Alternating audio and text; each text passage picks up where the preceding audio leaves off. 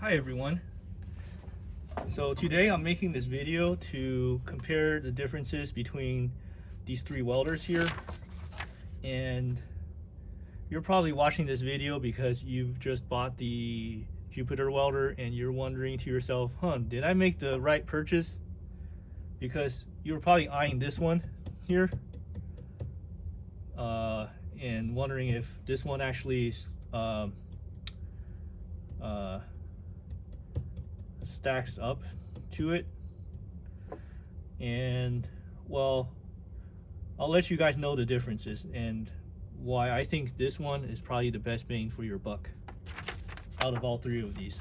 Okay, so the main difference between these two welders here is that this one comes with this stylus that has a sensor in it where when you touch the tungsten needle to your jump ring, it senses that and then it retracts the needle back about 1 or 2 millimeters, and that gives it enough it gives it the space that it needs to make a spark. Okay, so because you can't have it touching it, it needs a little space for the spark to jump. Okay, so it has that sensor and does that for you. Whereas this one, the needle, see right here, it's just the needle here. You just kind of hold it about 1 millimeter apart manually. Okay, and then you activate the spark manually and it sparks it. Okay, whereas this one, it automatically does it for you. It senses it, pulls the needle back to give you that space, and then it sparks. Okay, so that's pretty much the only functional difference between these two. And this one here, it does what this one does. Okay, so is that worth $2,000 for you? You know, I'll let you decide. And you know, on top of that, you got this LCD screen.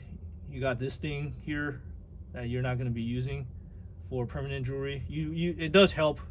I mean, I'll be honest, it does help when you're doing like bracelets and you need a weld clasped onto a chain. So this thing does help. But are all these worth $2,000 or $2,500 for their new welder? I don't know. Okay, let's talk about this one here. This one is actually pretty similar to this welder in that this stylus it has, it works the same way.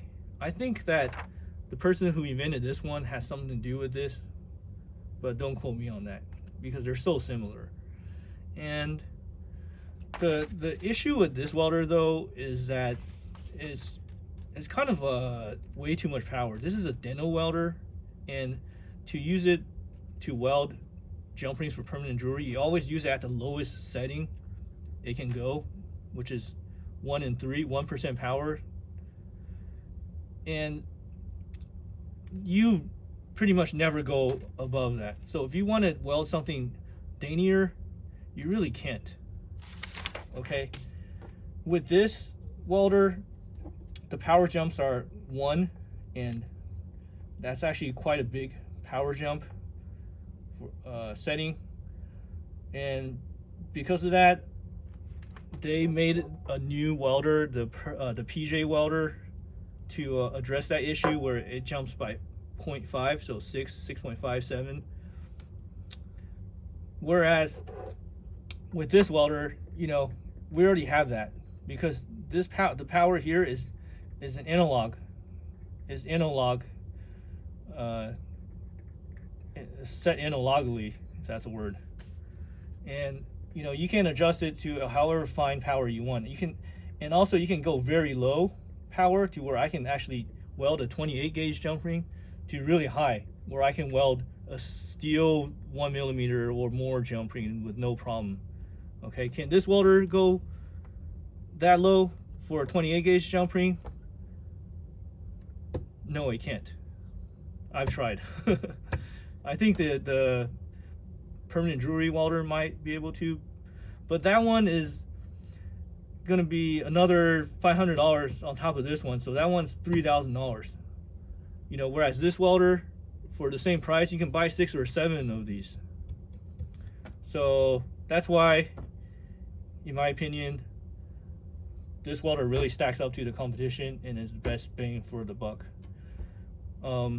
Actually, I have to mention another welder. There's another one, a Chinese welder, but that one, I mean, it looks just so out of place for your permanent jewelry business. You know, I don't think you're gonna be able to use that. You know, appearances matters somewhat, right? So yeah, you bought this welder, so